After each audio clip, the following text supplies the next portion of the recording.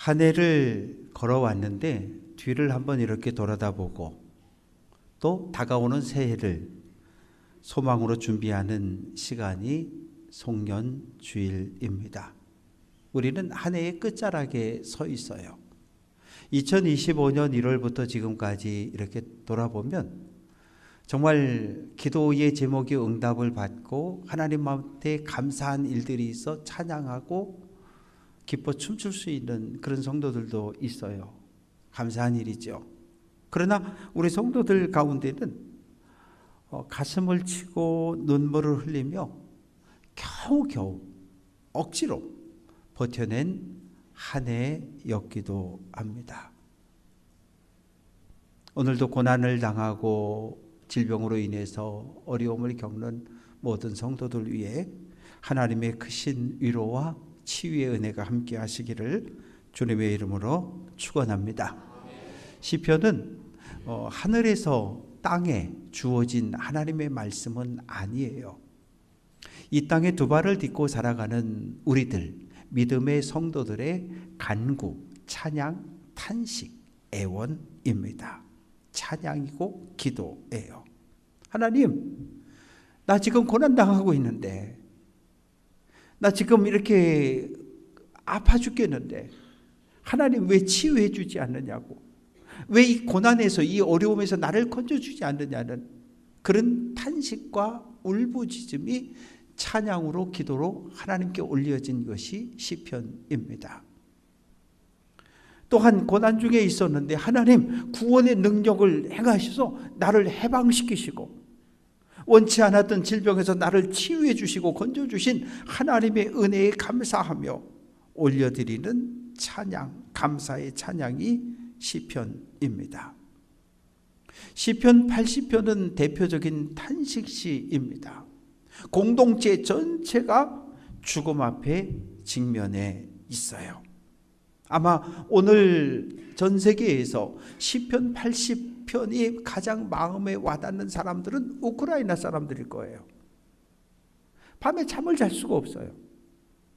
갑자기 날아온 드론이 폭탄을 터뜨리고 미사일이 뻥뻥 터져서 자다가도 한밤중에 도망가야 되고 가족이 죽고 잃어버리는.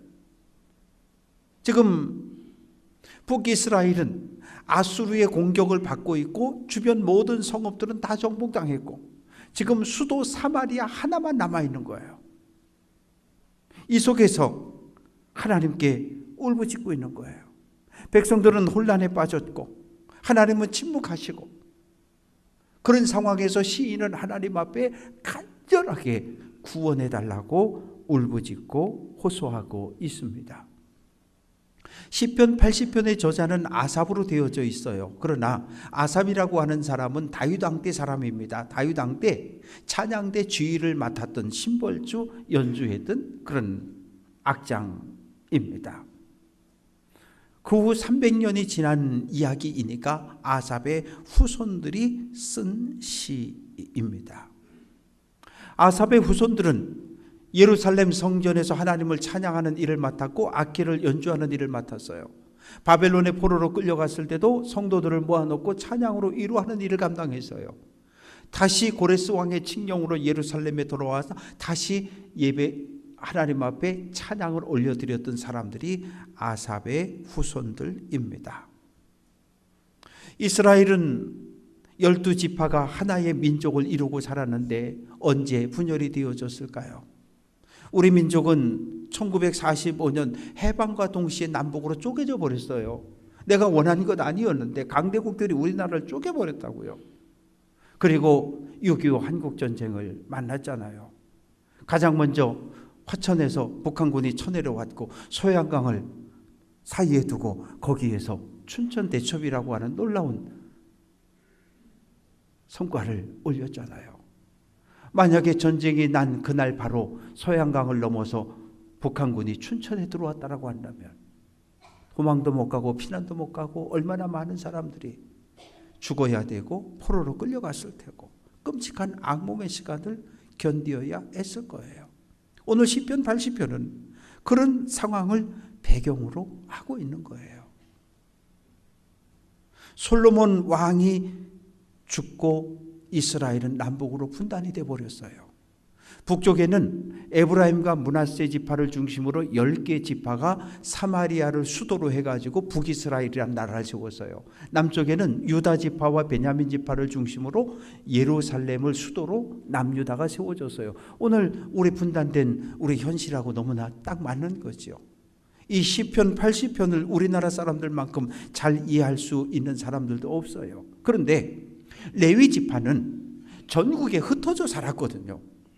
전국에 흩어져 살았어요. 남북으로 분단됐지만 북녘 땅에도 여전히 교회가 있었잖아요. 그런 동일한 상황입니다. 그러면 12지파 하나 된 공동체가 왜 분단을 맞이하게 되었을까요? 솔로몬 왕의 우상 숭배, 죄악 때문에 그래요. 왕 한 사람의 죄 때문에. 그래서 하나님께서 솔로몬에게, 솔로몬아, 너 우상 숭배하고 하나님 말씀에 불순종했으니 이스라엘을 빼앗아서 쪼개서 내 신하 여로보암에게 나눠주겠다는 거예요. 솔로몬은 지혜의 왕입니다. 예루살렘 성전을 건축했잖아요. 그런데 정치적인 목적으로 수백의 여인들과 결혼을 했어요. 애굽 공주와 결혼하고 모압 공주와 결혼하고 그모스 공주와 결혼하고 많은 아내들을 두었습니다. 솔로몬이 젊고 건강하고 신앙을 지키고 있을 땐 괜찮았어요. 열왕기상 11장 4절은 솔로몬이 나이가 많을 때, 나이가 점점점 많아졌어요. 60이 넘고 70이 가까웠을 때 이방 아내들이 그의 마음을 돌려서 다른 신들을 섬기게 했다는 거예요. 예루살렘 성전 건너편 감람산에 모압의 그모스 신전, 암몬의 몰렉 신전, 시돈의 아스타롯 신당을 거기에 세워준 거예요. 그리고 자기도 자기 발로 가서 거기서 분향하고 엎드려 절하고 왔어요. 그래서 하나님께서 분노하신 거예요. 그래서 분단이 된 거예요. 그런데 하나님은 북녘 땅에도 하나님의 거룩한 나라가 세워지는 것을 기대하셨어요.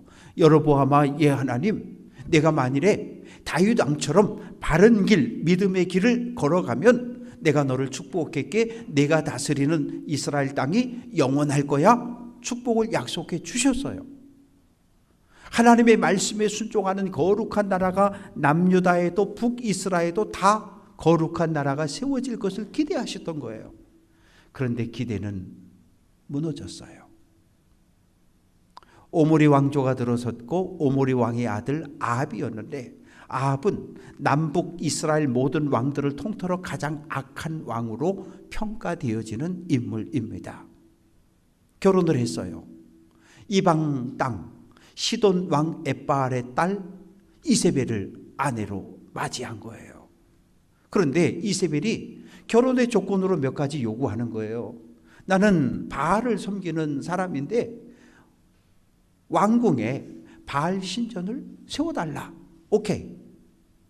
두 번째, 신전만 세워주면 신을 섬길 수 없으니까 바알 제사장들이 사마리아 성에 들어가는 것을 허락해달라. 오케이. 그래서 사마리아 왕궁에 바알 신전이 세워지고 그리고 바알 제사장들이 들어와서 바알이요 바알이요 바알이요 하면서 우상을 섬기기 시작하는 거예요. 이스라엘의 왕은 하나님이신데 하나님과 바알을 함께 섬기는 우상 숭배의 길을 걷기 시작하는 거예요. 누가? 왕궁에서부터. 왕과 왕비와 신하들 온 나라로 다 우상 숭배가 퍼져 버렸습니다. 그 이후 북이스라엘은 모든 왕들이 다 바알을 아세라를 신으로 섬기며 그렇게 살았던 거예요. 하나님이 엘리야를 보냈습니다. 엘리사를 보냈습니다. 아모스를 보냈습니다. 호세아를 보냈어요. 그래서 책망합니다. 우상 숭배를 멈추라고, 여호와께로 돌아오라고, 회개하라고. 그러나 어느 왕도 듣지를 않습니다. 선지자를 죽입니다. 감옥에 가두고 때리고. 그래서 하나님께서 참다 못해서 심판의 몽둥이를 드셨는데 아수르 제국입니다. 주전 722년에 아수르가 대군을 이끌고 이스라엘 땅을 쳐들어왔고 모든 땅을 다 정복하고 사마리아 성 하나만 남아 있어요. 3년 동안 성문을 걸어 담그고 지금 버티고 있는 겁니다. 애굽이 도와준다 그랬어요. 북이스라엘이 아수르 제국의 반란을 일으키면 우리 군대가 가서 도와준다 그랬어요. 그러나 바로는 군대를 보내주지 않았습니다.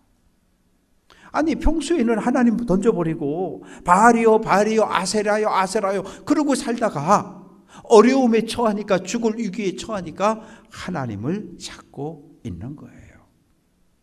시편 80편의 배경입니다. 마치 대한민국 전체가 다 공산당에게 넘어가고 낙동강 대구 아래쪽만 겨우 남아 있을 때, 낙동강 방아선이 무너지면 이제 대한민국은 끝나는 그런 상황. 지금 사마리아가 그러한 상황 속에 몰려 있는 거예요. 북이스라엘의 주축은 요셉의 자손들입니다. 요셉은 야곱의 12아들 가운데 11번째 아들이에요. 장자는 루벤입니다. 장자에게는 유산을 2몫을 줍니다. 우리나라는 한 50년 전만 해도 그냥 부모님이 돌아가실 때 유산을 다 장남에게 몰아주는 게 우리나라 문화였어요. 그런데 이스라엘은 장남에게 2몫을 줍니다. 왜요? 부모의 노후를 복양할 책임, 그리고 부모가 돌아가시면 모든 장례를 책임지라고 2몫을 주는 거예요. 르우벤이 장남이었는데 이 장남이 아버지의 여자였던 라헬의 종이었던 비라와 동침을 해버려요. 폐륜을 저지릅니다. 그래서 아버지 눈밖에 나버렸어요. 야곱이 어느 날 요셉에게, 요셉아, 2 아들 에브라임과 므낫세 손주들을 데리고 좀 와라. 그래서 요셉이 갔더니 아버지가 손주들 머리에 손을 떡 얹고는 손주들을 아들로 입양을 해버린 거예요. 그래서 자연스럽게 요셉은 11번째 아들이었지만 에브라임과 므낫세 2 아들이 아버지의 아들로 입양되면서 장자의 지위를 받게 됩니다. 요셉 자손은 북이스라엘 전체를 대표하는데 오늘 아삽은 하나님을 목자로 북이스라엘을 양떼로 비유하고 있어요. 목자의 사명은 무엇입니까? 양떼를 푸른 초장 맑은 시냇물가로 안전하게 데려가는 거예요. 그런데 왕들은 백성을 돌보지 못해요. 왕들은 백성을 포기했어요. 그런데 참된 목자이신 하나님은 백성들, 선택한 백성들을 돌보고 계셨습니다. 하나님은 어디 계십니까? 이스라엘 사람들은 전통적으로 하나님은 셋째 하늘에 계신다고 믿었어요. 이 새가 날아다니는 첫째 하늘, 해, 달, 별들이 있는 둘째 하늘, 그리고 그 위에 셋째 하늘이 있고 거기에 의자가 있고 하나님이 거기 좌정 앉아 계시면 발을 쭉 뻗으시면 하나님의 발이 어디에? 예루살렘 성전 지성석 언약궤 뚜껑 위에 발이 딱 닿는다고 그렇게 믿었던 거예요. 창조주 하나님께서 하늘 셋째 하늘에 좌정에 계시고 우리 이스라엘을 돌보고 지켜주시는 분이라는 그런 믿음을 이스라엘 사람들은 가지고 있었어요. 눈에 보이는 호세아가 왕이 아니라 눈에 보이지 않는 창조주 하나님이 우리의 왕이라고 그렇게 고백을 합니다. 그런데 현실은 암담해요. 곧 무너질 상황입니다. 사마리아 성문이 깨지면, 성벽이 무너지면 이제 끝장이 나는 거예요. 더 이상 도망갈 곳도 없어요. 그래서 하나님께 호소합니다. 하나님, 능력의 손을 펼치사 우리를 제발 좀 구원해 달라고. 어느 나라 어느 민족도 우리를 구원해 줄 수 없는데 하나님 얼른 오셔서 우리를 좀 구원해 달라고, 살려 달라고 하나님 앞에 부르짖습니다. 2절 말씀은 에브라임과 베냐민과 므낫세 앞에서 주의 능력을 나타내소서라고 기도합니다. 요셉의 2 아들 에브라임과 므낫세, 그리고 베냐민은 12번째 아들입니다. 요셉과 베냐민은 라헬의 자녀들이에요. 야곱이 4 아내가 있었는데 가장 사랑했던 여인이 라헬입니다. 그 라헬을 통해서 11번째 요셉과 12번째 막내 베냐민을 출산했는데, 요셉의 두 아들 에브라임과 므낫세가 양자로 입적되어졌기 때문에 이 세 지파는 이스라엘, 북이스라엘을 대표하는 사람들입니다. 하나님, 북이스라엘 앞에서 하나님의 능력을 나타내 달라는 거예요. 왕이신 하나님께서 이스라엘 군대 앞에 서서 저들과 싸워달라는 거예요. 왜? 신명기 1장 30절 같이 한번 해볼게요. 너희보다 먼저 가시는 하나님. 애굽을 탈출하고 40년 광야를 걸었어요. 그런데 하나님이 언제나 앞서 가셨단 말이에요. 언제나 앞서 가셨어요. 하나님께서 구름기둥 불기둥으로 앞서 가시고 하나님의 언약궤가 가고 그 뒤를 베냐민, 에브라임, 므낫세 세 지파가 따라갔단 말이에요. 하나님 광야에서 우리 민족을 인도해 주셨던 것처럼 오늘 고난의 죽음의 위기에 있는 이 민족을 구원해 달라는 간절한 부르짖음입니다. 그런데 하나님이 오시긴 오시는데 그냥 오시면 안 돼요. 약탈당하고 침략당하고 죽고 빼앗기는 이런 상황 속에서 하나님이 힘없는 하나님이 오시면 안 돼요. 뭘 갖고 오셔야 돼요? 능력을 갖고 오셔야 되는 거예요. 힘을 갖고 오셔야 되는 거예요. 강한 힘, 강한 능력, 강한 군사력으로 오셔서 저 아수르 군대를 물리치고 우리 민족을 해방시켜달라고 하는 것이 사마리아 성 안에 있는 사람들의 간절한 기도였어요. 해방되고 불과 5년밖에 안 됐는데 공산당이 쳐들어왔는데 우리 민족을 누가 도와줍니까? 우리 민족을 도와줄 사람이 어디 있어요? 미국이 도와줄 줄 알았는데 미국도 우리를 도와주지 못하는 상황이 되었잖아요. 그런데 놀라웠게도 유엔에서 유엔군이 참전을 해서 우리나라를 공산당에서부터 구원하는, 우린 이것을 하나님의 은혜라고밖에 다른 말로는 표현할 수 없는 거예요. 지금 사마리아 성 안에 있는 백성들은 하나님을 향하여 능력의 하나님 어서 오셔서 우리를 구원해 달라고 부르짖고 호소하고 있습니다. 3절 하나님이여 우리를 돌이키시고 주의 얼굴빛을 비추사 우리가 구원을 얻게 하소서. 돌이키다고 하는 건 두 가지 의미가 있어요. 첫 번째는 하나님은 이쪽에 계시는데 우리는 어디로 가요? 이쪽으로 가는 거예요. 어디로? 세상으로. 하나님과 정반대로 가는 거예요. 근데 가다가 어느 날 고난을 만나고 환난을 만나고 아픔을 만나고 인생에 감당할 수 없는 문제를 만났을 때 갑자기 퍼뜩 무슨 생각을 하는 거예요? 아, 하나님께 돌아가자. 하나님께 돌아가자. 그래서 발걸음을 돌이키는 거예요. 발걸음을 돌이켜 다시 하나님께로 돌아오는 거예요. 그래서 시편은 고난이 내게 유익이 된다고 이야기하는 거예요. 두 번째는 우리가 우상 숭배하고 죄를 지었더니 하나님께서 얼굴을 획 돌려버리셨어요. 자녀들하고 관계가 안 좋을 때 부모님 생신이라고 명절이라고 자녀들이 찾아와요. 그런데 자녀들 얼굴 꼴도 보기 싫잖아요. 근데 왔는데 어떻게 문은 열어주잖아요. 앉았어요. 부모가 아들 며느리 얼굴을 쳐다봅니까? 아니요. 얼굴을 막 돌리고 있어요. 할 말 있으면 해. 그리고 얼른 가. 지금 이런 상황이거든요. 하나님께서 북이스라엘에게서 얼굴을 돌려버리셨다고요. 그러니 북이스라엘 백성들이 무슨 기도를 무슨 간구를 해도 하나님께서 듣지 않으셔. 왜? 귀를 막아버리고 얼굴을 돌려버리셨거든요. 하나님이 얼굴을 돌린다는 건 참으로 무서운 일이에요. 이스라엘의 첫 번째 왕은 사울입니다. 순종하는 겸손한 사람이었어요. 왕이 됐어요. 교만해졌어요. 어깨가 우쑥우쑥 하나님의 자리까지 올라갔어요. 사울아, 예 하나님, 아말렉을 쳐들어가서 진멸해라. 모든 생명체를 다 죽여라. 네, 군대를 이끌고 가서 승리했어요.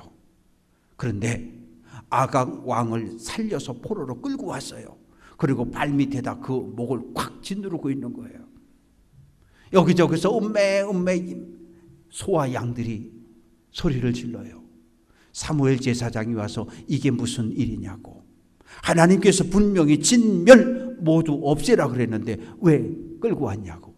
아, 이거 토실토실한 소와 양을 하나님께 드리려고요. 그게 순종입니까? 아니요. 자기 생각이었어요. 그래서 하나님께서 떠나셨어요. 하나님께서 탄식하셔요. 내가 사울을 왕으로 세운 것을 후회한다, 이렇게 선언하시는 거예요. 그리고 어떻게 하셨어요? 하나님이 얼굴을 돌리셨고 여호와의 영이 떠나버렸고, 여호와의 영이 떠나자 여호와께서 부리시는 악한 영이 사울에게 들어와서 그때부터 정신적인 고통과 혼란 속에 빠져들어갑니다. 그동안 함께했던 제사장 사무엘이 왕이여 안녕히 계시라고, 난 이제 집에 갑니다. 그리고 라마로 돌아가서 죽는 날까지 다시는 사울 왕을 보지 않았어요. 하나님과 관계가 끊어졌습니다. 블레셋 군대가 쳐들어왔어요. 군대가 이방이 쳐들어오면 하나님께 기도하고 제사하고 출전해야 되는데, 하나님 출전할까요 말까요? 하나님께서 응답하지 않으셔요. 얼마나 답답하겠어요. 누굴 찾아갑니까? 엔돌에 있는 신접한 여인 무당을 찾아가는 거예요. 그 정도로 사울왕은 점점점 타락의 나락으로 빠져 들어갑니다. 하나님께 버림받는 것, 하나님께서 얼굴을 휙 돌리셨다는 것, 그것은 불행이고 저주요 심판입니다. 오늘 시인은 하나님을 만군의 하나님이라고 고백합니다. 만군, 하늘에 1만 천군과 천사들을 이끄시는 분, 천군 천사를 이끌고 오셔야만 우리를 구원하실 수 있다는 거예요. 그런데 이런 놀라운 역사가 이스라엘 남유다 역사 속에 있어요. 아수르 군대가 쳐들어왔고 히스기야 왕이 기도했을 때 하나님께서 어떻게 하셨어요? 한밤중에 18만 5천 명의 군대를 죽여버리셨다고요. 그런 놀라운 기적을 누가 지금 사마리아 성의 백성들은 기대하고 있는 거예요. 하나님 오늘 구원하지 않으면 우리 죽는다는 거예요. 하나님 오늘 우리를 구원해달라는 울부짖음입니다. 5절 말씀 보면 주께서 그들에게 눈물의 양식을 먹이시고 많은 눈물을 마시게 하셨다. 1년, 2년, 3년 성이 포위됐어요. 밖에서 양식이 들어올 수가 없어요. 나갈 수도 없어요. 양식은 다 떨어졌고 이제 한 줌 식사를 하게 됐는데 눈물이 뚝뚝뚝 떨어지고, 이제 오늘 이거 먹으면 내일 먹을 거 없는데, 이제 오늘 이거 먹으면 우리는 내일 다 죽겠지? 평소에 안 먹습니다. 야생 완두, 비둘기 똥이라고 하는 가축 사료로 주던 것들을 그걸 뜯어서 그걸 지금 울면서 먹고 있는 거예요. 나중엔 어떤 일이 벌어졌습니까? 자식을 잡아먹었어요. 오늘은 내 자식 잡아먹고 내일은 네 자식 잡아먹자고. 그런 일들이 사마리아 성 안에서 벌어졌어요. 오늘 죽을지 내일 죽을지 몰라요. 오늘 성문이 뚫어질지 내일 성문이 뚫어질지 몰라요. 오늘 잠들었다 내일 깰지 안 깰지를 몰라요. 내일을 알 수 없는 것이 사마리아 사람들의 일상이 되고 말았습니다. 하나님의 잘못입니까? 아니요. 북이스라엘의 왕들이 백성들을 잘못된 길로 인도했기 때문에 그래요. 백성들을 우상 숭배로 하나님에게서 점점점 멀어지게 하고 바알을, 아세라를, 아스타롯을, 온갖 이방의 신전을 만들고 하나님을 버렸기 때문입니다. 마치 새장 안에 갇힌 새처럼, 올무에 걸린 노루처럼 죽음을 앞두고 있어요. 6절 말씀, 우리 이웃에게 다툼거리가 되게 하셨다. 이웃이라고 하는 건 주변 나라들이에요. 남유다가 그때까지 있었고요. 주변에 암몬과 모압과 에돔과 블레셋 여러 나라들이 있었는데 이 아수르가 그 나라들을 먼저 다 공격해버린 거예요. 아수르 군대 속에는 암몬 사람, 아람 군대, 모압 군대, 블레셋 군대가 다 같이 온 거예요. 그리고 사마리아 성을 향해서 손가락질하는 거예요. 야, 항복해! 항복하면 살려줄게. 너희가 믿는 하나님은 너희 민족을 구원할 수 없어. 항복해. 온갖 조롱을 내뱉습니다. 다윗 왕 때, 솔로몬 왕 때 조공을 바쳤던 나라들이에요. 그러나 지금은 북이스라엘이 주변 나라들에게 조롱을 당하고 있습니다. 아무 소망이 없어요. 7절, 우리를 회복하여 주시고 주의 얼굴의 광채를 비추사 우리가 구원을 얻게 해 주소서. 하나님, 능력의 손을 펴달라는 거예요. 능력의 손으로 우리를 구원시켜 달라는 거예요. 하나님의 능력이 아니면 우리는 다 죽는다는 거예요. 요나서 2장 9절 같이 한번 해볼게요. 구원은 여호와께 속했다. 우리는 내 스스로의 문제를 풀 수 없어요. 내 스스로의 문제를 다 풀 수 있으면 우리 하나님 안 믿어도 돼요. 하나님이 왜 필요해요? 내가 다 해결할 수 있는데. 내가 해결할 수 없는 일들이 너무 많은 거예요. 내가 해결할 수 없기 때문에 그 문제를 가지고 하나님 앞에 나아가는 거예요. 왜? 하나님만이 나를, 우리를, 우리 민족을 구원할 수 있다는 믿음이 우리에게 있기 때문에. 사랑하는 성도 여러분, 구원은 100% 하나님의 권한입니다. 여호와여, 돌리셨던 얼굴을 다시 우리에게 향해 달라는 거예요. 그래서 우리에게 손을 내밀어 달라는 거예요. 우리를 구원하시고 살려 달라는 거예요. 신앙생활할 때 목사와 성도들의 관계는 목자와 양떼의 관계와 같아요. 그런데 양떼들의 숫자가 많아질수록, 성도의 숫자가 많아질수록 목사의 시선에서 벗어나는 성도들이 있어요. 그러면 성도들은 상처를 받아요. 시험에 들어요. 목사님이 날 사랑 안 해. 내가 가난해서 그러나? 내가 잘못해서 그러나? 마음에 섭섭함이 들어와요. 그러나 기억하십시오. 여러분을 구원하는 분은 목사가 아니에요. 하나님만이 저와 우리 모두를 구원하시는 구원자이심을 믿으시기를 주님의 이름으로 축원합니다. 목사는 때로 몇몇 성도들을 눈 밖으로 잃어버려도 하나님은 한 분도 잃어버리지 않고 살피시는 분이에요. 그런 믿음이 있다면 신앙생활하는 가운데 우리가 시험에 들 일이 없겠지요.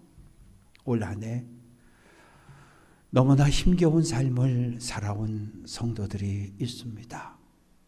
뜻하지 않았던 사건, 사고로 인해서 가족들을 잃어버리기도 했고, 내가 원한 것 아니었는데 암이라는 손님이 찾아와서 수술과 항암의 힘겨운 시간들을 보내신 분들도 있고, 뜻하지 않는 낙상으로 인해서 부러지고 다쳐서 수술하고 아직도 재활하고 물리치료받는 성도들도 계시고, 이제 1월에 또 수술을 앞두고 계시는 우리 최동순 권사님도 계시고, 힘들고 어려운 올 한 해를 걸어온 모든 성도들 위해 하나님의 크신 은혜가 함께하기를 바라고, 몸이 아픈 성도들에게는 치유와 회복의 은총이 함께하기를 주님의 이름으로 축원합니다. 눈물의 떡을 먹고 울부짖고 가슴치고 회개하는 시간을 갖고 오늘 여기까지 왔어요. 올 한 해 뒤돌아보며 하나님께서 구름기둥 불기둥으로 말씀과 성령으로 우리를 인도해 주신 하나님의 은혜에 감사하고 다가오는 새해를 맞이할 수 있는 귀한 성도들 될 수 있기를 주님의 이름으로 축원합니다.